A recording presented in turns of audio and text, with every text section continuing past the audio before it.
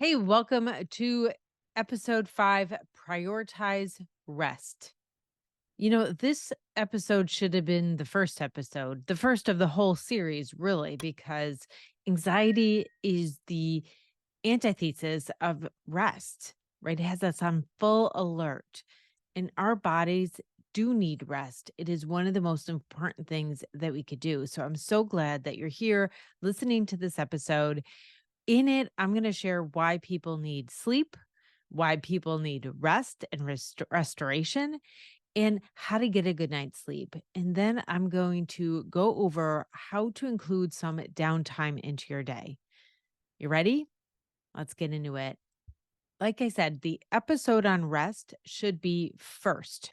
First in the season, first in all of the season, first in everything. Because when you've been experiencing anxiety, or if you have a loved one with anxiety, you need rest. It's exhausting. It's so exhausting. When your body's hyped up on adrenaline all the time, it gets really tired. One time I was in a car accident and my son was about 3 years old and he was in the back seat. And the glass shattered during the car accident, and so we were all okay, thank goodness, and I got him out of his car seat, and I was holding him, and he was crying, and when the emergency people arrived, the ambulance and the fire trucks, he had fallen asleep on my shoulder, out cold, and I thought, "That's really weird." He was so stimulated, he was so up and crying, and now he's just so asleep. And they said that that happened really often with young people, with toddlers. They fall asleep really fast after such intense adrenaline. So it exhausts us. Our body needs to recover from anxiety. And if you've had anxiety all the time, all day, or very often, you need a lot of recovery time. So I'm glad you're here in this episode. Sleep, obviously, is one of the first things that we could do to rest our body. And a third of our life should be sleeping, a third of your whole life. There is nothing else in the world that we spend this much time doing. Sleeping is that important to us in our overall health. You cannot deny it. Dan Buettner from Blue Zones says that people who sleep less than 6 hours a night are 30% less happy. So if you sleep more than 6 hours a night, that's not even the recommended amount. But if you sleep more than 6 hours, you are 30% happier. And I don't have the stats for if you sleep 7 or 8 hours, but I do know that 75% of adults sleep less than 7 hours a night. 75% of adults sleep less than 7 hours a night, and teens sleep even less than that. Teens need more sleep and they sleep less.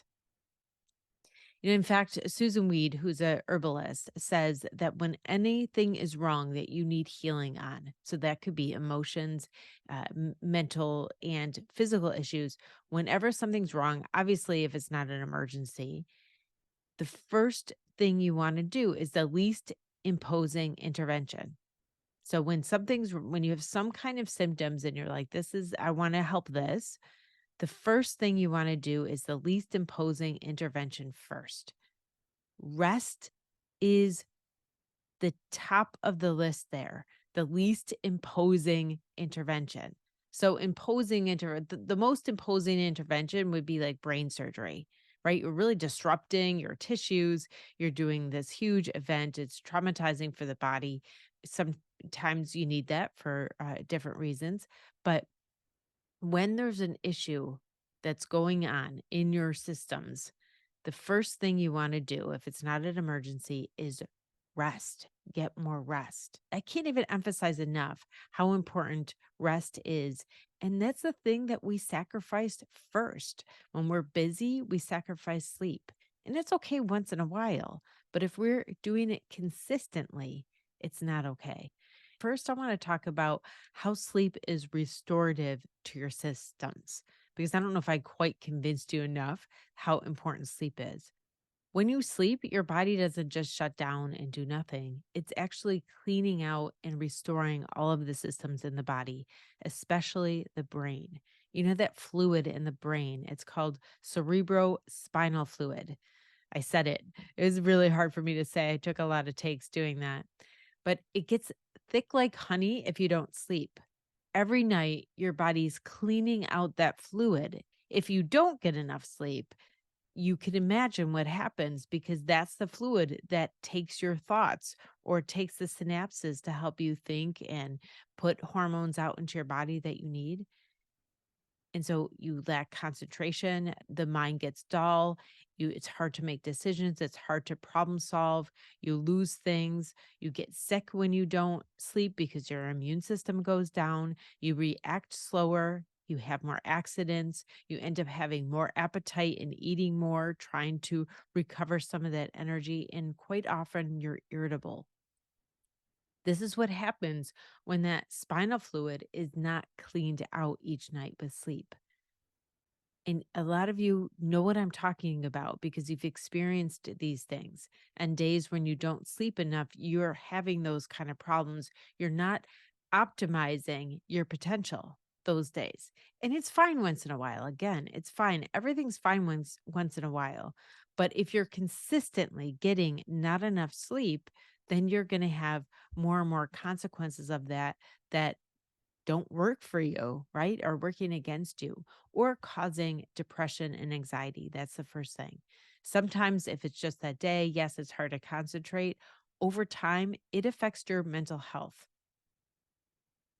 The first thing that's recommended to anybody who's experiencing trouble is to get a good sleep routine, to go to bed at the same time every night and wake up at the same time every morning.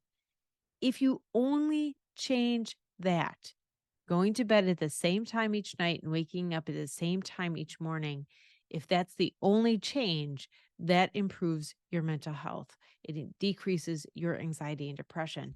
So this is the least intervention, right? It's not medicine, and you're not changing the chemicals in your body with medicine. You're not um I don't know, it's free as well, right? It's the least imposing intervention because it's right there. We know how to do it. And let's talk about that if you don't know how to do it, because a lot of people do have trouble sleeping. And one of the things that is important to know is that if you're struggling sleeping and you're trying to go to sleep and you're not going to sleep and you're sitting in bed awake, and thinking about all these negative thoughts, what is happening is your adrenaline is kicking off. When you're thinking negative thoughts, anytime you're bothered, right, the adrenaline is getting released, and that is going to keep you awake. If you were literally in danger, you wouldn't want to fall asleep. You'd want to be awake to help yourself survive. So the adrenaline is going to wake you up. So when you can't sleep and you're worried, oh my gosh, I'm not going to have a good day tomorrow because I'm not getting to sleep, it's going to be awful, that is going to wake you up. What you want to do is when you can't sleep, you want to not worry about it. And if you really can't sleep and you're having negative thoughts in your head, you'll have to do something else. Either purposely think about something, which we're going to talk about at the end of this episode, or you want to read or do something else to get your mind on another thing besides the negative thoughts. A lot of these apps like Rest app or Calm app, they have sleep stories.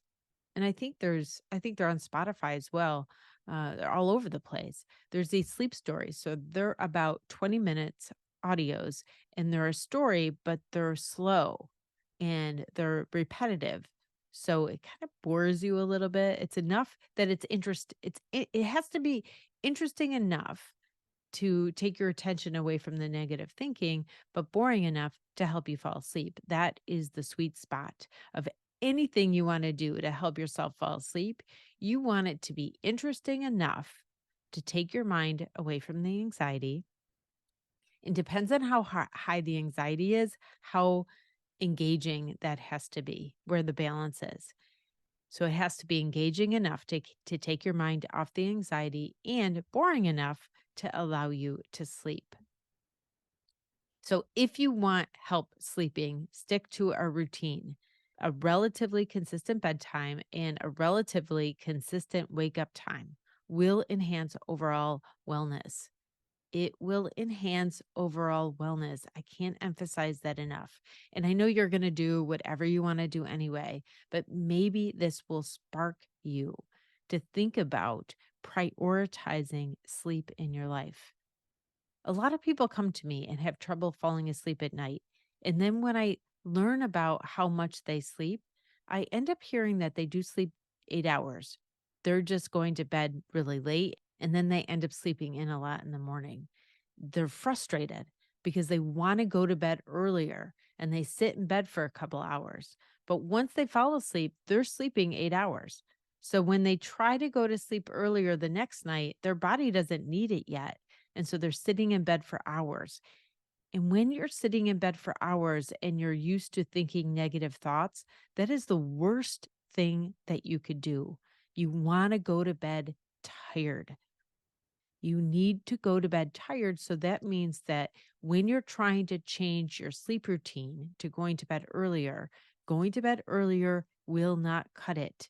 You need to wake up earlier for a couple days. You need to be sleep deprived enough to start to go to bed earlier.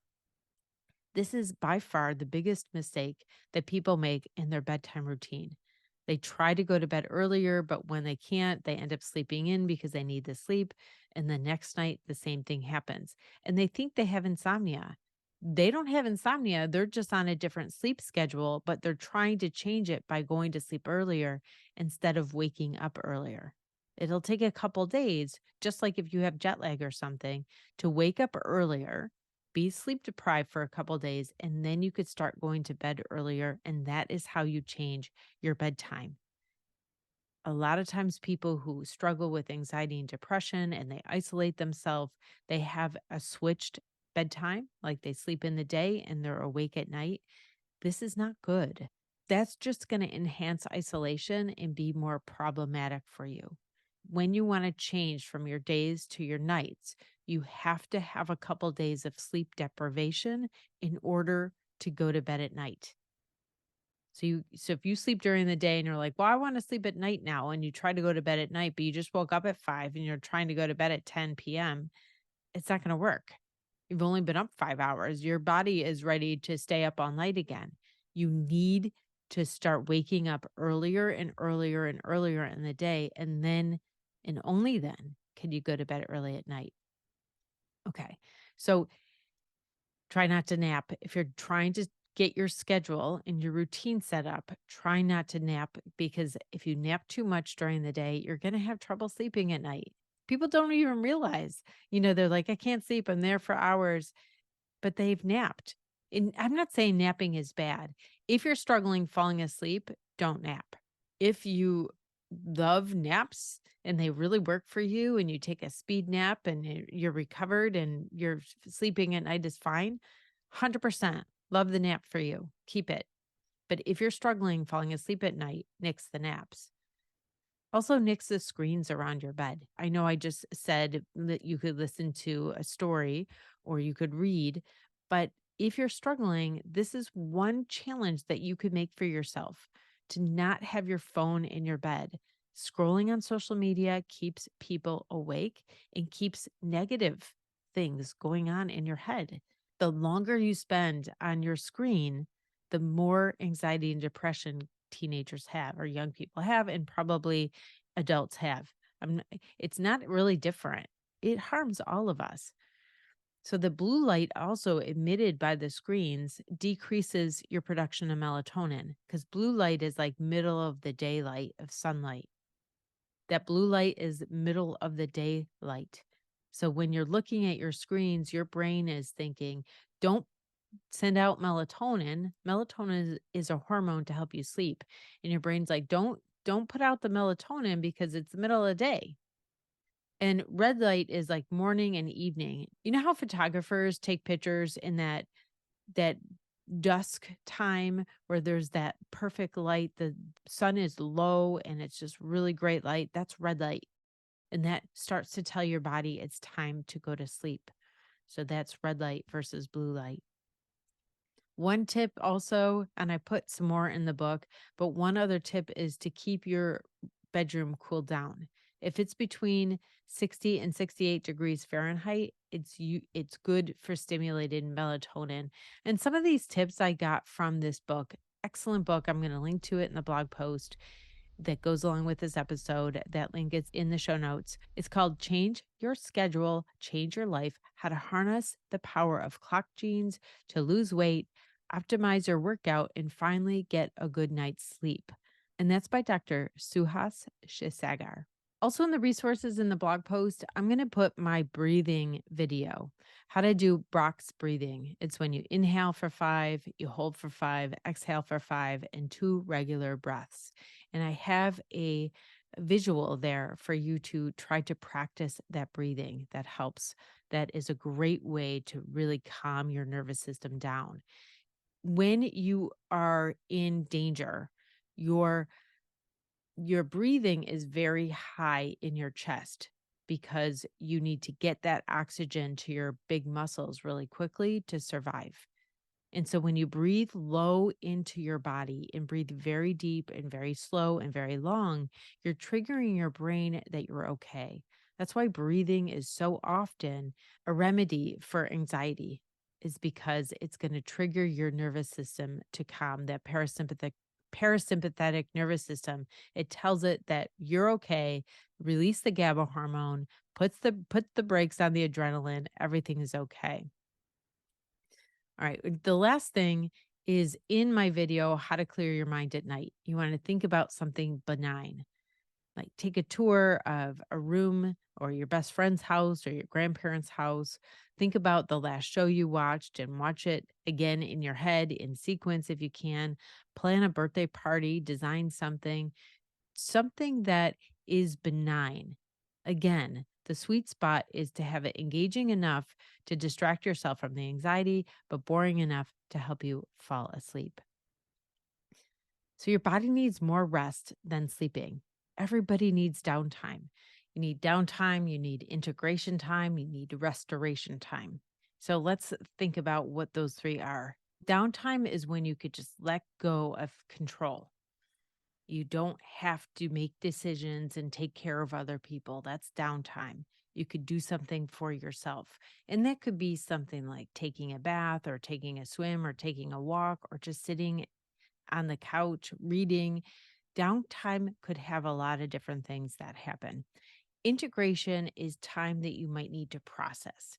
If you have an event or if something happens or you just need to process it. You might want to talk about it with somebody. You might want to think about it or discern or evaluate or assess what happened, what you want to think about it.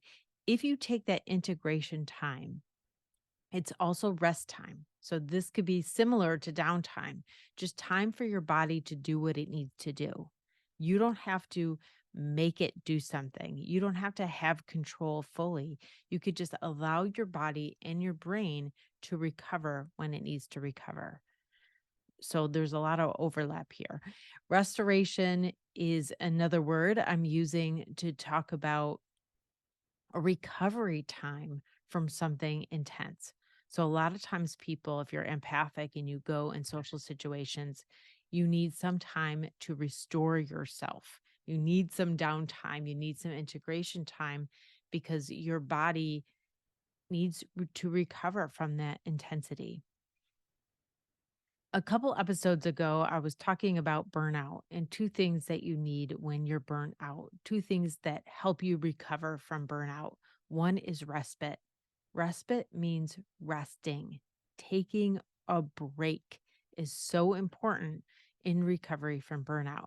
The other one, if you're wondering what the other one was, is getting some kind of acknowledgement from somebody else. So, validation, some kind of appreciation, or some acknowledgement in some way from somebody invigorates you, helps you recover from burnout. So, respite and acknowledgement.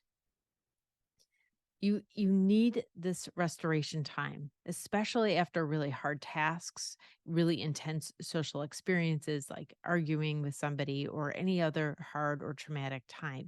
You want your body to do what it needs to do to heal. You need that space for you to do it. And when you have anxiety, it's hard to leave yourself some space because you're worried that anxiety is going to take that space. And that's a good worry. You know, an idle mind is a place for anxiety to come on in and come on in strong. So, what do? You need to rest, but you don't want to be idle. Conscious rest is not idleness. You don't get bored with conscious rest. You're doing something to restore yourself. You're doing something to feed and fuel yourself. Maybe it's reading. Maybe it is even a Netflix binge. If you're consciously choosing a Netflix binge to recover or to let your mind go or not have to work very hard to rest, then it's productive time. If you're doing a Netflix binge because you're avoiding doing some work or you're just don't have the energy to get your day going or you're procrastinating, then it's not restful. You're resting, but you're not getting the benefits from that rest because you're judging yourself, you're feeling lazy, you're feeling bad, you're feeling overwhelmed by what you still have to do. So, same thing, a Netflix binge. One is productive and one is harmful to you, especially because you're going to negatively judge yourself. That's the biggest harm. It's the biggest harm we do inflict on ourselves anyway. So, when you plan, you allow for this rest time, you allow for the downtime, there should be no guilt. A lot of times, people, their body needs rest and they rest, but then feel guilty about it. Not helpful. You're not restoring yourself if you feel guilty about the rest that your body is asking for. Alternately, some people are procrastinating and can't get themselves up and going. And then they judge themselves and stay immobile instead of saying, hey, I don't want this. I want to do something else. Remember, guilt is an invitation. It's not an invitation to be immobilized. It's an invitation to take action if you want to take action. I think a lot of times for the summer, teenagers need to plan their day and they need to plan a lot of rest into their day so that the rest time is productive. Sometimes they don't plan their day and they have a whole day of just sitting around or doing nothing or watching videos or whatever, and they feel like they're not productive. If you plan those times in, the day will feel productive and you'll actually have a lot of times instead of judging yourself and a lot of energy to do some fun things with your friends. Okay. So, hope you enjoyed this episode. Thank you so much for listening, commenting, and leaving me 5 stars on Apple Podcasts. That is so helpful. I can't even tell you enough how helpful that is to get this podcast into the ears of more people that need it. In this episode, we talked about why people need sleep, how to get a good night's sleep, and how to include downtime into your day. I really appreciate you for listening to this podcast. Anxiety, I'm so done with you. With me, Dr. Jodi. We're getting ready for episode 6, Prioritize a Higher Purpose. Until then, read that section of the book and come on and hang out with me on YouTube and TikTok at Dr. Jodi.